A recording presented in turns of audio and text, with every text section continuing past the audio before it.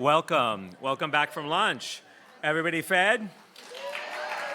Okay, I don't know if she's within earshot, but let's give it up for Kim Wassel, who helped arrange all of our food. And to Joe Fonseca and Jacqueline and Mary O'Connor and everybody like that who sort of has made this day, first part running okay.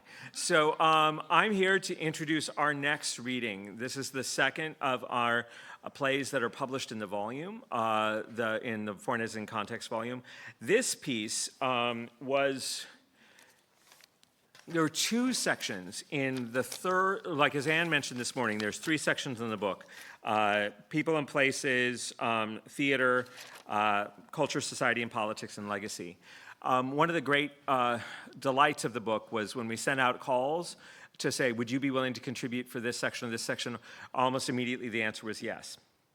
We had two titles in the Culture, Society, and Politics, which includes, these are the chapters in that section: Cuban, Hispanic, Latinx, Latine, avant-gardist, environmentalist, feminist, lesbian, and elder.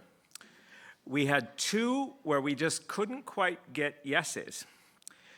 Lesbian was incredibly tricky to find somebody to sort of go into. I have thought, of course, asking my colleague, Jill Dolan, who is currently Dean in 2020, Dean of Princeton College in 2020. So she had some things to attend to. But also, it was interesting how it was sort of how many kinds of no's we got. The other one we got some interesting rounds of no's on was feminist. And we got to a point when we had people say yes and then withdraw and stuff like this. So I was like, okay, how can we proceed without feminist? Like, this is not an option.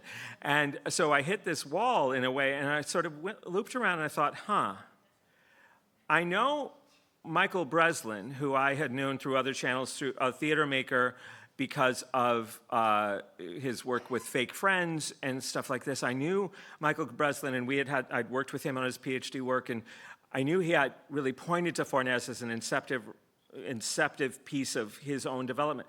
I knew his collaborator, Kat Rodríguez, through the LTC of all places, and our very first conversation at a convening in Chicago was all about Fornés, and I thought, maybe let's ask Fake Friends to see if they might want to take a go at feminism and Fornés, because I know that Fornés was crucial for both Michael and Kat separately, but also as they came to being collaborators, I knew Fornés was part of that conversation. And as happens, when we asked Nicole Stoddard, will you take on the lesbian chapter? Nicole said, yes. And I was like, okay, here we are. Same thing happened when I asked Michael and Kat, will you try to do a Fake Friends take on feminism and Fornés? The answer was almost immediate. I think I got one via email, one via text within an hour of each other. So it's just my thrill. I love this piece, Truffle Pigs, and I'm thrilled to introduce María, or we'll just call her Kat Rodríguez, to talk the next thing. Hi. Thank you, Brian, so much for that intro. It's such a pleasure to be here with y'all, so many of whom I haven't seen since I was here last at Princeton, which was Irene going, come. So many of y'all I haven't seen since then. And before that, as Brian was saying, María Irene Fornés has always kind of been in the mix when it comes to the LTC and my kind of participation in this family gathering to call forth, what Michelle and Katie were sharing earlier, is the kind of intimacy, right, of teacher. I'm so excited to intro this play. Michael Breslin, who you've heard about, who's my creative partner in life, co-author on this, also a member and co-creative director of Fake Friends, our theater company. Can't be here today because we have another project going on right now, The Last Bimbo of the Apocalypse, which is our new musical that's happening at the New Group in Manhattan. Previews are in April, and then it opens May 11th, Mother's Day. Okay, thank you so much for coming to that.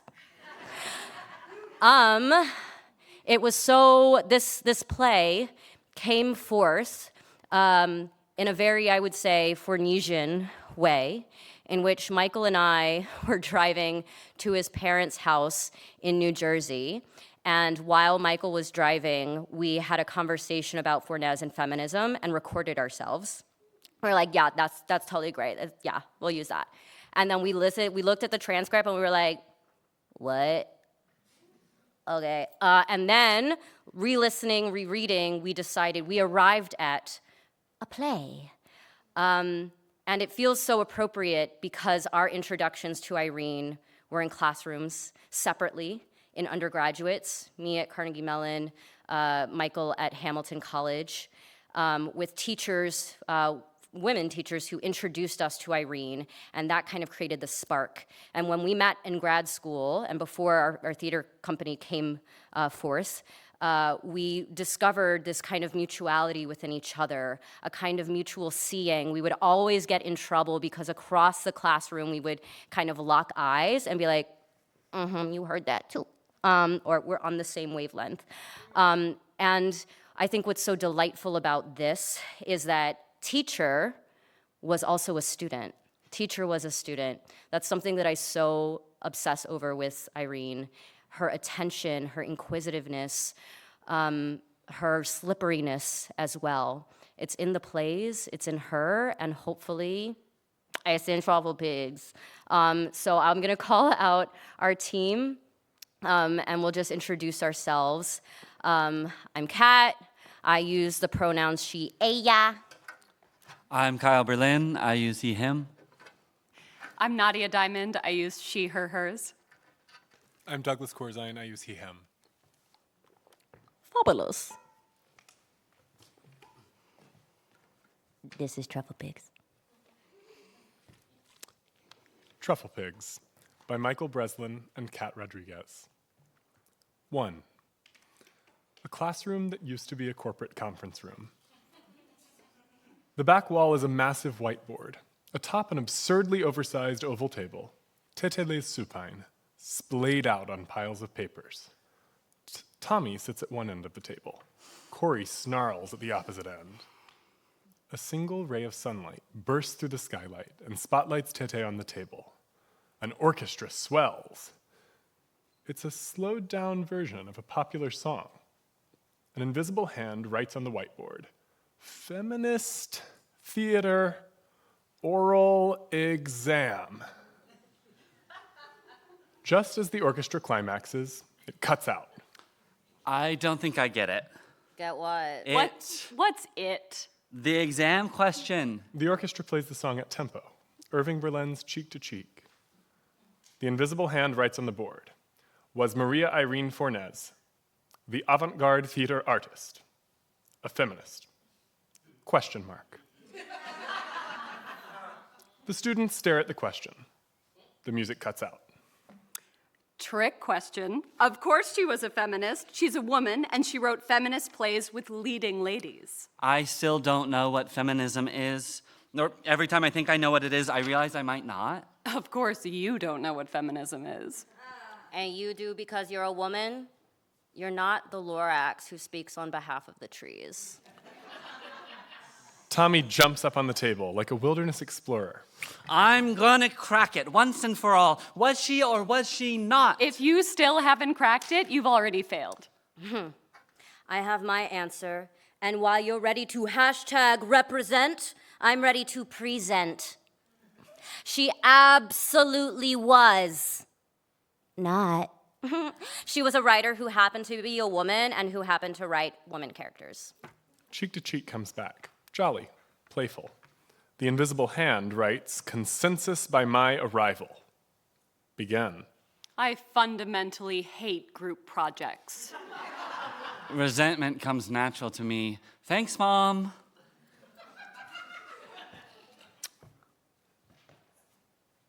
When's she gonna arrive? If she's more than 15 minutes late, it's policy that we're allowed to leave. No. We'll rehearse our answers. We can take turns. Tommy crawls across the table and offers Tete a sip of Diet Coke through a straw. Tete slurps, long and hard, ASMR style. 2. A drum roll. Tete now perches atop the table. Corey sits in her chair. The sunlight spotlights Tommy, who stands center stage behind the table, preparing. He has a mound of notes on yellow legal pads and holds a script in his hands. Okay, here's what I have so far. So, in Fornés's 1995 play Summer in Gosensaas, set in 1891 London, an American actress and a British actress dream of performing the title role in Ibsen's new play, Hedda Gabler. Elizabeth Robbins and Marion Lee ponder Hedda, Ibsen, acting, and gender. And the characters only have scraps of Ibsen. They obsessively analyze scraps and try to make Hedda. They're trying to crack the code of who the character is. They want answers. Corey grabs the script from Tommy and darts around the room. Why is she so obsessed with men? Hedda? No, Fornés.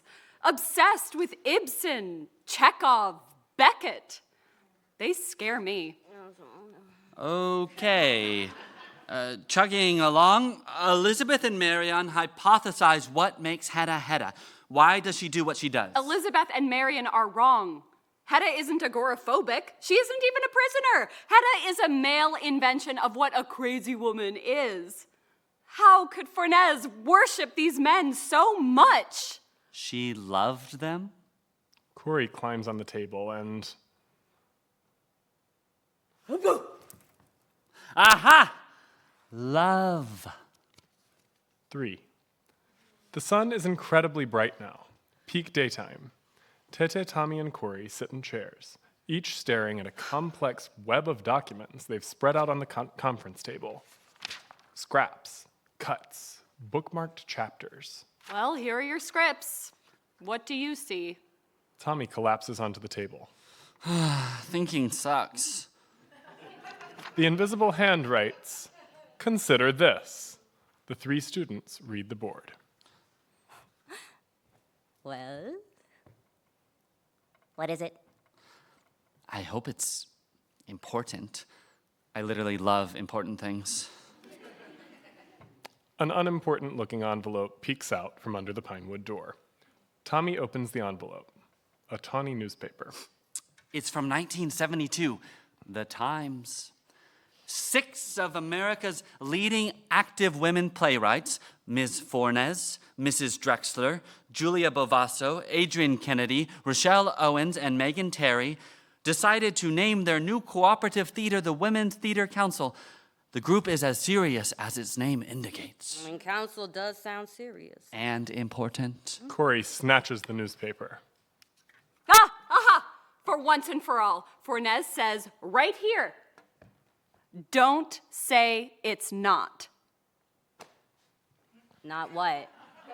A women's lib organization. Says here these women came together to create opportunities for themselves and other women, playwrights, directors, and designers. Feminists. Tete grabs the paper. But wait. Aha! Then here, she says, it begins with the 6 of us. Secondarily, because we are women, it has to do with aesthetic direction. Emphasis mine, squirrel friend. So she's saying that she's a writer first and a feminist second? She says woman.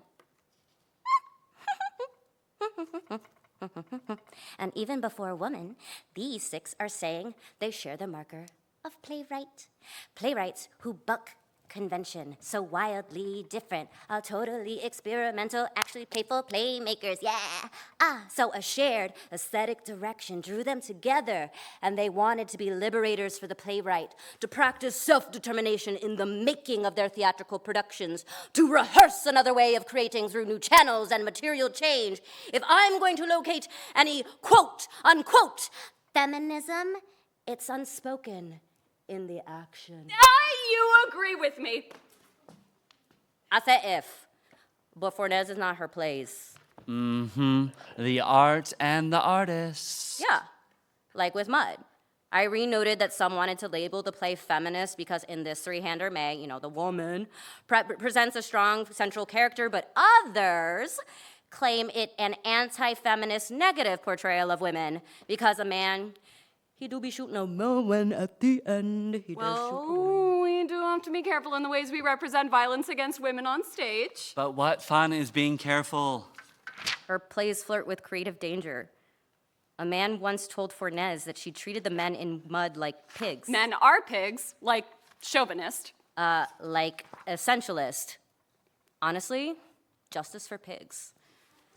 If you're gonna call the men pigs, then call them all pigs because they're all quite brutal in some ways and quite tender in another sense. And I quote, Irene even bet that if the gender roles were reversed, people would label the play misogynist. But see, that's not a fair argument. You can't just say, if the genders were different, people would have a different response. I mean, duh, it would be a different play then.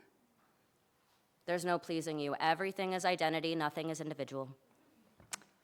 So, where are you now? Are you with me or are you with her? He picks up a piece of paper from the table.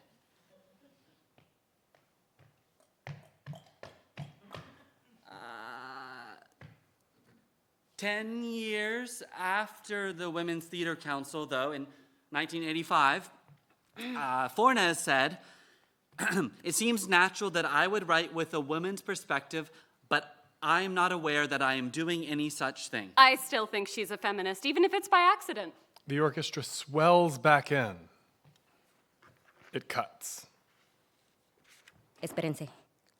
Espera. It says here that she's starting a play. She says it's about the group, the Women's Theatre Council. Wait. She says it's called... What? It's called What is it? Fefu and Her Friends. The orchestra swells as the whiteboard begins to faintly glow. I love that play. The women are part of a group, and they come together to rehearse a fundraising presentation. They have a common goal, but different tasks. They're a cohort made up of self-possessed personalities. I could write a whole The thesis music on this. totally drowns The her out, symbolism and is she so stands there lush and gesticulating, complex. making I mean, huge, the ecstatic worms and points. the rock. 4. Corey is overtaken by the divine feminine. She dances a woo-woo dance. She's coming. She's coming. She's coming. Okay, that's enough, Isadora Dunkin' Donuts. And it's a stone, not a rock. A snare drum hits, like a gunshot in a middle school play. 5. It's later in the day. The sun softens, spotlights another part of the floor. Corey sleeps, curled in a ball in the upstage corner. Tommy sits under the table, Tete on top. Tete jumps down under the table. I've been thinking. Yeah. Isn't that annoying? Thinking. Maybe it is a trick question because there are 2 Irenes. The artist and the teacher. For Fornés, the artist, someone who writes, directs, and designs plays, labels like feminist or Latina inhibit and commodify. They grant diagnoses, psychological, medical, and social, that constrict and restrict her and her characters. And then there's the teacher, Yeah. the producer, the organizer who fought for people, who demanded a lot from students, who understood that love takes work. I want to figure this out, but I don't want it to be easy. Fornés listened to her characters, right? yeah. I'm going to try really hard to listen to her right now. Tommy crawls on top of the table. Tete produces a little wooden box stuffed with index cards, paper scraps, and tattered napkins. She makes it snow on Tommy. Is this a play? They swiftly duck back under the table. We're drowning in coffee mug ideology. It's everywhere. Plays, essays, novels, poems, movies. Right? It's like, what's the political point in 5 words or less? What's the hashtag? Not for organizing, but for like marketing. What's the end game? Not for your communities, but for yourself. How can we make money off your pain? How can you make money off your pain? You can't reduce Irene to an ism or an ist. She's an artist. Wait. That's an ist. Except for artist. But great artists are political. Yeah. How's that for a coffee mug? What about when she listens to her characters, they become individuals. And they get weird, harsh, soft, smelly, and they add up. Ew, I hate math, but show your work. 2, love for women and love for people in need. 2, disdain for monstrous men and greedy tyrants. These visions are feminist, right? Well, yeah, but they're not just that. Okay, here. There's another thing I want to show you. They go over to Corey and make it snow on her. People put so much emphasis on the deliberateness of a work. I am delighted when something is not deliberate. I do not trust deliberateness. When something happens by accident, I trust the play is making its own point. Corey wakes up in total awe that it's snowing inside. 6. A stray cloud tumbles across the skylight, dimming the room.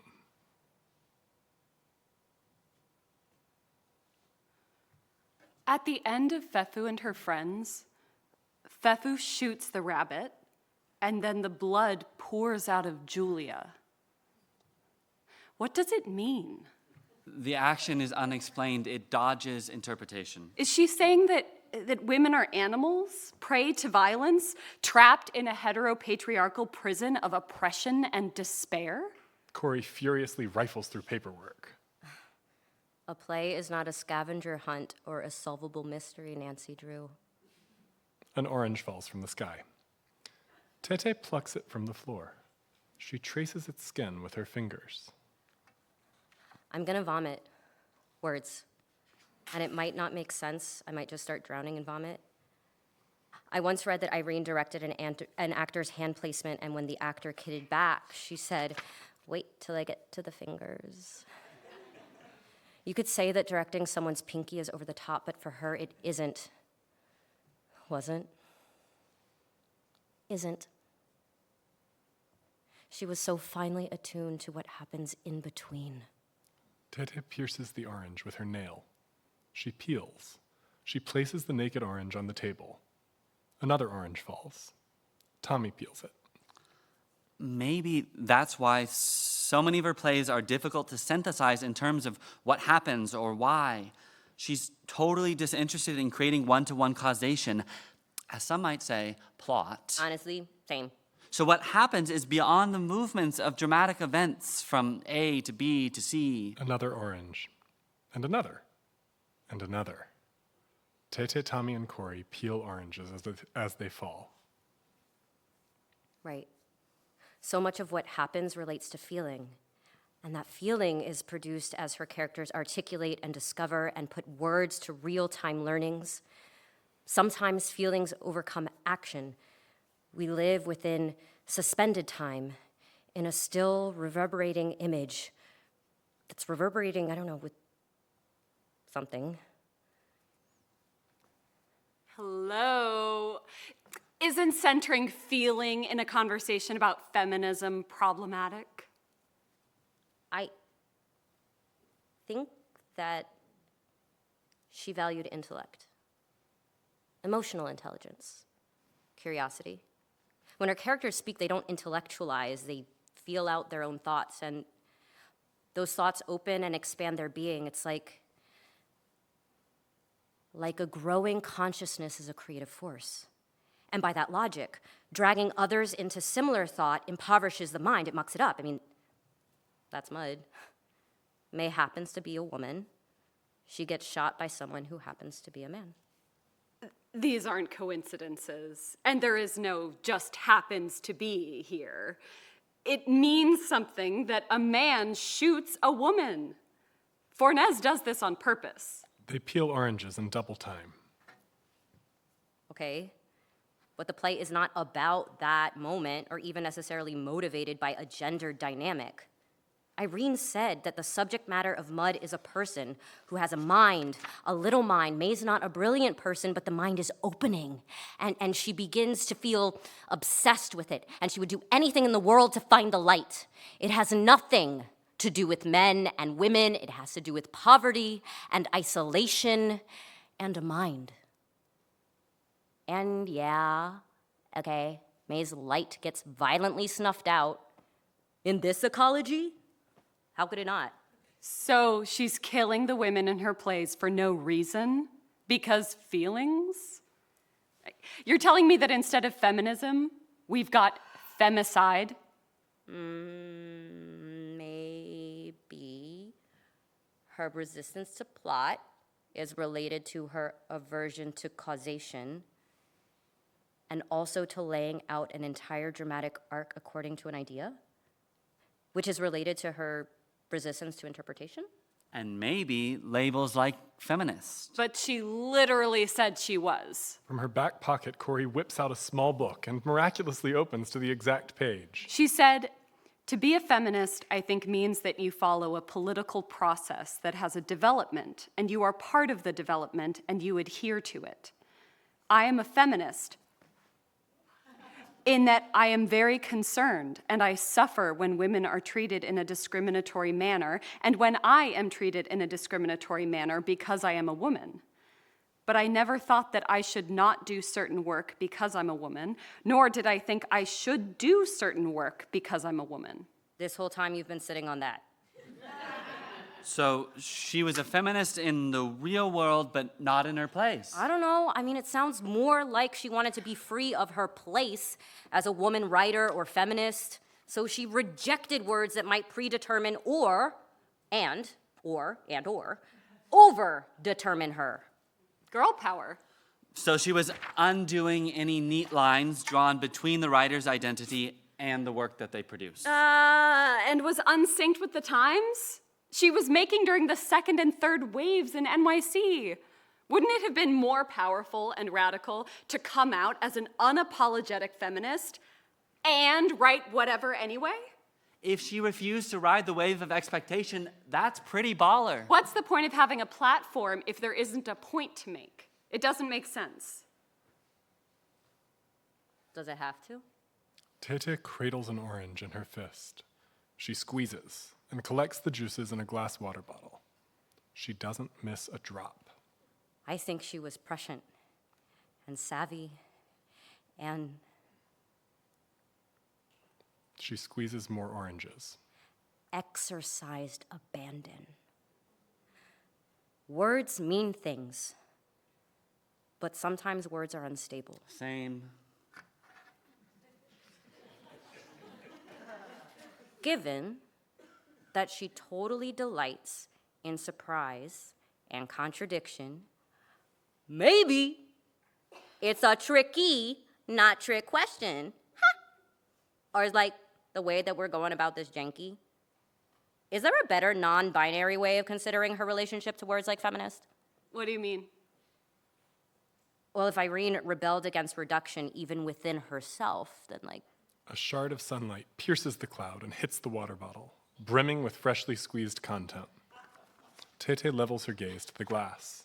She peers through it. Girl, look how orange you look, girl. For real. Have y'all ever seen, like, anything look so orange? Tete lifts her lips to the lid. She delicately imbibes. It even tastes like liquid orange. I mean, it is orange juice. Tastes like regular OJ. It tastes like magic. To me. The trio beholds the bottle in all its orangeness.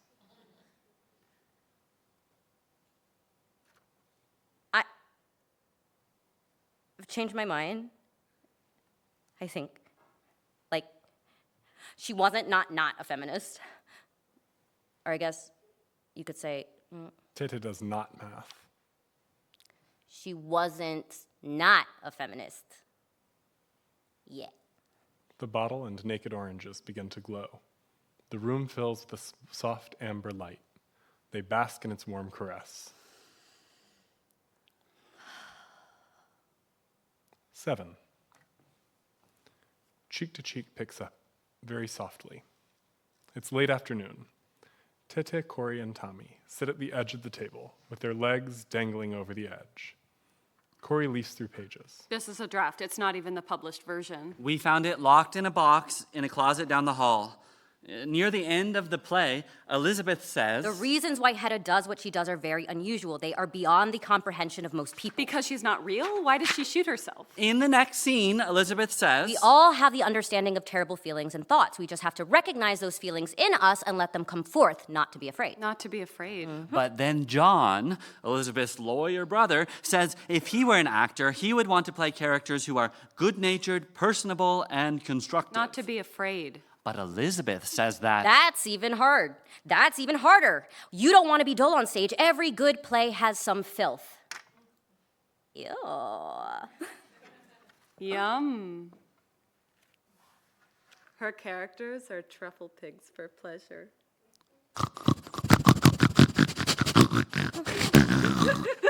8. The invisible hand writes, "The final countdown." All of the collected evidence is placed on the table. Newspapers, scripts, books, printed articles, orange peels. Now Corey lies on the table, Tete underneath. Tommy stands at its edge, rummaging through the evidence. She's not coming. You don't have to decide. I don't want to leave. I'm thinking things I never thought. Tommy holds the Women's Theatre Council article. Did anything ever come of this? Did the not feminist theater council ever capitalize the money? Or did their dream just die? Well, she wrote Fefo and her friends. Right, it's about them. Or if it's not about them, it starts with them. Playwrights. And the not feminist Fornés. She's not. She's everything. A group of women preparing for the future, rehearsing a dream that's just out of their current reach. Her characters are often learning, preparing, rehearsing. They haven't arrived yet. There are rivers of pleasure that run from her source. I'm not used to that, but it sort of tickles. Tommy crawls up onto the table and joins Corey. Is it enough to say, in their own time and now, Fornés's plays have great feminist capacity? New directions emerge from how they disrupt and disturb patriarchal form, dramatic cliches, theatrical conventions. Fornés is a jokester on the page and on the stage, a shit stirrer, stirring the shit of social constructs and capitalist categorizations of gender, sex, womanhood. Tete also climbs up to join. They form a pile of bodies, just resting on the conference room table. Her feminism rumbles in her wildness, her radical aesthetic inconsistency, her unpredictable bite. It's a mystery to me. In the distance, bagpipes sound. They get closer and closer. She's coming. This is the moment. Corey kisses Tete. Tommy giggles. The whiteboard slowly disappears. End of play.